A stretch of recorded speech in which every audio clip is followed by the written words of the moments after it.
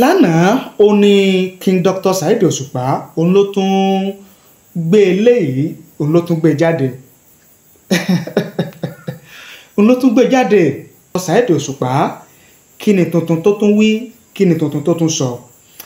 Mo fẹ́ kẹ́ ẹ fẹ́ra balẹ̀ kẹ́ ẹ gbọ́, tẹ́ bá wá gbọ́ tán kí n wá mú àlàyé ọ̀rọ̀ mi wá àti èrò ìwòye àwọn èèyàn, ohun tí wọ́n ń wí, ohun tí wọ́n ń sọ, kí n wá mú wá fún yín kẹ́yìn náà kẹ́ ẹ gbọ́. Ṣùgbọ́n ẹ jẹ́ kí n kọ́kọ́ mú orin yẹn wá fún yín kẹ́ ẹ kọ́kọ́ gbọ́ ná ká tó wá tẹ̀síwájú. Tẹ́ bá ti réjì ká o onírìgì mọ̀, tẹ́ bá réjì ká onírìgì mọ̀ o, ìkan gbọ́dọ̀ rúgà sókè kó ojú kan, ìkan gbọ́dọ̀ rúgà sókè kó ojú kan, ìkan gbọ́dọ̀ rúgà sókè kó ojú kan. Alábòsí ẹ̀dá o onírìgì mọ̀, ó mójú owó tún láhùn lóòlè, kò mú tọ́wọ́ ẹ̀ wá bọ́mọdé fún wọn àgbà, bí kòkó lé ná búrẹ́dì sí àgbà jẹ, bí kòkó lé ó ná búrẹ́dì sí àgbà jẹ o, bí kòkó lé ó ná búrẹ́dì sí àgbà jẹ. Onílára ẹ̀dá o aláìlérò, òpònú ẹ̀dá aláìlérò rí, àfibíṣó lórí àṣesílẹ̀ ló ń gbà. Ìwọ sọgbàdọmọdì kó rárí ìfẹ́ ẹ̀dìyẹ, sọgbàdọmọdì o sọgbàdọmọdì kó rárí ìfẹ́ ẹ̀dìyẹ, sọgbàdọmọdì kó rárí ìfẹ́ ẹ̀dìyẹ. Wà gbà pé ìmísí Àyìndé Ògún òkú o, mísíkàlì ó tún mi, ìmísí Àyìndé Ògún òkú, mísíkàlì ó tún mi. Àwọn mọ̀ pé àwọn làwa ń bá wí, àwọn ò ní sọ̀rọ̀, àwọn mọ̀ wèrè mọ́mútọ̀ kò ní jánà tọ́ ọba ilé tsọ̀rọ̀ ọ̀tọ̀pọ̀ ọ̀tọ̀bẹ̀ wọ́n mọ bí ó gbé tsọ̀rọ̀ ọlọ́ọ̀tsọ̀rọ̀ ọ̀tọ̀pọ̀ ọ̀tọ̀bẹ̀. A kí gbogbo ẹ̀yin lólùfẹ́ wa tẹ́ ń wò wá tẹ́ ẹ̀ ń gbọ́ wa káàkiri àgbáláyé. Ojú tẹ́ fi ń wò wá kò ní fọ́, etí tẹ́ fi ń gbọ́ wa kò ní di láṣẹ Èdùmàrè. Ìbànújẹ́ ó kéré ni, ó tóbi ni, kò ní jẹ́pin wa. Yorùbá ní ọwọ́ tó bá ṣẹ́gun sí ló yẹ kó jọbẹ rẹ̀. Èmi àti yín àní ṣàṣedànù, àní ṣàṣerí, àní ṣàṣejẹ. Ọwọ́ wa báyìí láfi gbẹ̀tọ̀ wa láṣẹ Èdùmàrè. Lórí fídíò tí mo mú wá fún yín níbẹ̀rẹ̀ yẹn tẹ́ ẹ bá gbàgbé, tẹ́ ẹ bá rántí wípé ní ìjẹta tàbí àná kọ́ ni ó ní mo sọ̀rọ̀ lórí fídíò àkọ́kọ́ tí King Dr. Saheed Òṣùpá nípa orin tó kọ́kọ́ wípé ànábì mẹ́rin ni ó wà lágbolé fújì. In tó padà sọ gẹ́gẹ́ bí àlàyé tàbí tá lè pè ní ìdí tí ó fi dárúkọ àwọn mẹ́rin tó dárúkọ gẹ́gẹ́ bí ànábì fújì lágbolé fújì yẹn, mo padà mú wá fún yín. Tẹ́ ẹ bá gbàgbé, tẹ́ ẹ bá rántí, ẹ̀yin tẹ́ ẹ bá ń tẹ̀lé wa lórí ìkànnì yìí, tí mo fi sọ fún yín wípé ó ní kí orin tóun kọ yẹn, àbí ká sọ pé ọ̀rọ̀ tóun sọ yẹn, kó lè bá a dé ọ̀dọ̀ ẹni tí òun bá wí, kí ẹni tí òun bá wí kó lè mọ̀ wípé òun lòun bá wí, pé ni òun fi dárúkọ ju àwọn mẹ́rin tóun dárúkọ yẹn lọ. Torí pé tóun bá dárúkọ ju àwọn mẹ́rin tóun dárúkọ yẹn lọ, ó lè ẹni tóun bá wí lè má mọ̀ pé òun ni òun bá wí. Ó ti mú yẹn wá fún yín. Lánàá ó ní King Dr. Saheed Òṣùpá òun ló tún gbé eléyìí òun ló tún gbé jáde òun ló tún gbé jáde tó ní. Àwọn mọ̀ pé àwọn làwa ń bá wí, àwọn ò ní sọ̀rọ̀, àwọn mọ̀ wèrè mọ́mútọ̀ kò ní jánà tọ́ ọba ilé tsọ̀rọ̀ ọ̀tọ̀pọ̀ ọ̀tọ̀bẹ̀ wọ́n mọ bí ó gbé tsọ̀rọ̀ ọlọ́ọ̀tsọ̀rọ̀ ọ̀tọ̀pọ̀ ọ̀tọ̀bẹ̀. Ṣùgbọ́n lórí ọ̀rọ̀ King Dr. Saheed Òṣùpá náà, mo fẹ́ mú fídíò kan wá fún yín tí mo sì fẹ́ kẹ́ ẹ gbọ́ àlàyé tí arákùnrin yẹn ṣe nínú fídíò yẹn. Mo fẹ́ kẹ́ ẹ gbọ́ láti bẹ̀rẹ̀, mo sì fẹ́ kẹ́ ẹ gbọ́ dé parí àlàyé tí ọkùnrin yẹn tó ṣe nínú fídíò tí mo fẹ́ mú wá fún yín yìí. Tẹ́ bá wá gbọ́ tán, ẹ jẹ́ kí n mọ èrò àti òye tiyín nísàlẹ̀ fídíò yìí láàyè comment. Ṣé mo gbọ́ ọ̀rọ̀ yìí tí ń lọ ti pẹ́, mi jáde mi wá sọ̀rọ̀, mo ń try mo máa ń ṣe thorough investigation mo máa ń fẹ́ mú point. Now Bami Saheed Òṣùpá mo rí pé ẹ̀ ń fi ẹ̀nà sọ̀rọ̀ láti bí ẹnu ọjọ́ mẹ́ta yìí ẹ̀ ń fẹ́ ẹ̀nà sọ̀rọ̀ so ó ń dá confusion sílẹ̀ kò yé àwọn èèyàn torí èmi bí mo ṣe wà yìí sìn yìí kò yé mi náà kò yé mi ẹ̀ ń sọ̀rọ̀ nípa sàábé ẹ̀ ń sọ̀rọ̀ nípa ànábì mo mọ̀ pé ó lẹ́nìkan tẹ́ ẹ fẹ́ ta sí nínú fújì aláàjì ta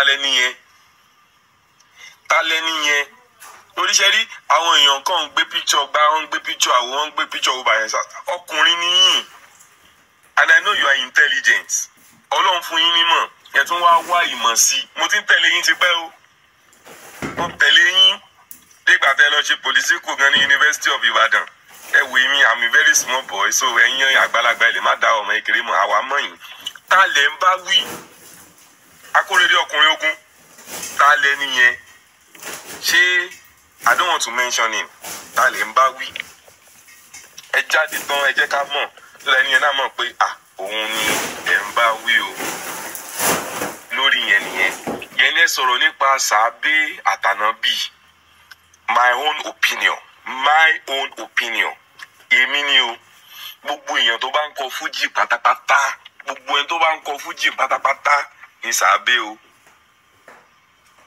látòrí bàbá wa General Kollington Àyìnlá tó fi dórí ẹni tó fẹ́ gbégbá fújì lọ́la tó bá ti jẹ́ pé bàbá wa late Síkírù Àyìndé Barrister àwọn ni creator of fújì so àwọn ni ànábì fújì gbogbo èèyàn tó ń ṣoríire tó ń dá fún lábẹ́ wọn sàábé ni ànábì tọ́lọ́run rán sí ilẹ̀ Lárúbáwá olànábì wa Muhammad sallallahu alaihi wasallam ànábì tọ́lọ́run rán sí Jerusalem òun ni Jésù Kristi ànábì tọ́lọ́run rán sí ilẹ̀ káàró ti kóòtù òjíire òun ni Ọ̀rúnmìlà bá gbọ́mìrègún gbogbo àwọn tó jáde lẹ́yìn ẹ̀ sàábé ni so ẹ kọ́kọ́ dìyẹn mú ná ẹ kọ́kọ́ dìyẹn mú gbogbo olórin fújì pátápátá sàábé ni tá bá fẹ́ sọ̀rọ̀ nípa àwọn tí lára àwọn sàábé lára àwọn áńgẹ́lì tí àwọn òjíṣẹ́ tí Ọlọ́run rán tẹ̀lé àwọn ànábì tá bá fẹ́ sọ̀rọ̀ nípa àwọn èèyàn tó ní èèyàn lẹ́yìn jù tó ní èrò lẹ́yìn jù táwọn èèyàn tó ń tẹ̀lé tán ń ṣoríire tó jẹ́ pé tán bá kàn wúkọ́ báyìí tẹ́kàn sọ pé èmi àtẹni báyìí lájọ wa wọ́n ń wà òkè Wàsíù Àyìndé ni o K1 the ultimate K1 the ultimate ṣẹ́rí kó mọ̀ mọ́ orin kọ rárá kó kàn mọ́ pátán Wàsíù Àyìndé yẹn bọ́n yẹn máa ń kọrin yẹn go and check it and go and check my facts gbogbo àwọn tó ń kọ pátán Wàsíù pátápátá they are millionaires billionaires go and check my facts so Wàsíù Àyìndé yẹn nínú sàábé àgbà sàábé ni torí àwọn tó ń tẹ̀lé confam ni àpàtì wèrè ẹ lọ yẹ̀ wò wá gbogbo ẹni tó bá ń kọ pátán Wàsíù in fact ẹni tó ń kọ orin gan tó bá ti mọ pátán Wàsíù kọ wọ́n máa gbé fún ẹ so ẹ jẹ́ ká kọ́kọ́ fi Wàsíù Àyìndé síbẹ̀ yẹn sàábé tí màá mú ní number 2 sàábé ó máa wà láàrin Bàámi Wàsíù Alábí Pasuma àti King Dr. Saheed Òṣùpá irọ́ Pasuma lọ fà o Paso lọ fà because Alhaji Wàsíù Alábí Pasuma ní èrò wọ́n ní èèyàn lẹ́yìn Alhaji penetrate to any different type of music tẹ́ bá dénú jùjú ẹ bá Paso tẹ́ bá dé inú fújì yìí ẹ bá Paso tẹ́ bá dénú hip hop ẹ bá Paso so Pasuma sàábé number 2 my own opinion tèmi ni o ìwọ tó bá dé wá bú mi Ọlọ́run máa bú ẹ see let's just learn ẹlòmíì ò lè dá ronú bọ̀ torí ẹ̀ lọ́lọ́run ṣe dá wa yìí sílẹ̀ pé ká bá yín ronú ká sọ fún yín so àgbà sàábé 1 K1 sàábé 2 Pasuma sàábé 3 kábíyèsí King Dr. Saheed Òṣùpá ilé fújì yẹn ẹ dì mú tán ẹ di ilé fújì yẹn mú tán because a bá ń sọ̀rọ̀ nípa orin. kó bẹ̀ náà ni wípé yẹn ń sọ fún King Dr. Saheed Òṣùpá wípé kò sí n tó burú tí Dr. Saheed Òṣùpá tó bá jẹ́ kí àwọn olólùfẹ́ Fuji tó bá jẹ́ kí wọ́n mọ ẹni tí ń bá wí gan, pé kí Dr. Saheed Òṣùpá kó jẹ́ ká mọ ẹni tí ń bá wí gan. Ẹ gbọ́, ṣé ó dìgbà tí King Dr. Saheed Òṣùpá tó bá tó dárúkọ ẹni tí ń bá wí kí ẹni tí ń bá wí tó mọ̀ pé òun ló ń bá wí gan? Àwọn kan ní K1 òun ni King Dr. Saheed Òṣùpá ń bá wí, wípé majority òun ni K1 the ultimate ló ń lò tí ò fi fún King Dr. Saheed Òṣùpá lésì. Ẹ gbọ́, Yorùbá sì sọ wípé silence is the best answer for the fool. Ẹ gbọ́, silence is the best answer for the fool. Pé bí àwọn kan ní bí K1 the ultimate bó ṣe dákẹ́ tí ò fún King Dr. Saheed Òṣùpá lésì yẹn, wípé ló ti dáa jù. Wípé tóun náà bá bẹ̀rẹ̀ sí í jáde láti máa ṣe fídíò tàbí láti máa dá King Dr. Saheed Òṣùpá lóhùn, wípé ọ̀rọ̀ yẹn lè fẹ́ máa escalate jù bẹ́ẹ̀ lọ, tàbí kó di tí àwọn èèyàn máa gbàgbẹ́ nígbàgbọ́ tí léyìí tí wọn ò sì fẹ́ kó ṣẹlẹ̀ lágboolé Fuji mọ́. Ló jẹ́ kí K1 the ultimate ló jẹ́ kó dákẹ́, ló jẹ́ kí ó dále tí ò jẹ́ kó fún King Dr. Saheed Òṣùpá lésì. Ẹ gbọ́, kí ni ìwòye yín, kí ni èrò yín lórí eléyìí? Ẹ fi ṣọwọ́ sí wa láì comment nísàlẹ̀ fídíò yìí. A kà á sì ṣe àgbéyẹ̀wò rẹ̀. Bóyá ẹ̀yin dẹ̀ fẹ́ pè wá tàbí ẹ lóhùn kan tẹ́ ẹ fẹ́ bá wa sọ lábẹ́ aṣọ, tàbí ẹ fẹ́ jẹ́ ká mọ ìwòye àti èrò tiyín lórí ohun tó ń ṣẹlẹ̀ yìí lágboolé Fuji. Ẹ̀rọ ìbánisọ̀rọ̀ tẹ́ fi pè wá bá ní sọ̀rọ̀, òun náà ni ẹ̀ ń wò lójú móhùnmáwòrán yín yẹn. Bó ṣe direct call, bó ṣe WhatsApp àbí message, ojú òpó tí ẹ lò òun náà nìyẹn. Ẹ má gbàgbé láti bá ní pín, láti bá ní share rẹ̀ kó lè káàkiri àgbáláyé. Ẹ má gbàgbé o, kẹ́ ẹ tẹ notification bell, ìyẹn aago rán mi létí, kẹ́ ẹ lè mọ láǹfààní láti máa rí wa wò, láti máa gbọ́ wa lóòrèkóòrè tá a bá ti mọ tuntun wá fún yín. Ẹ ṣé o, àdúpẹ́, àmọ̀rírì yín.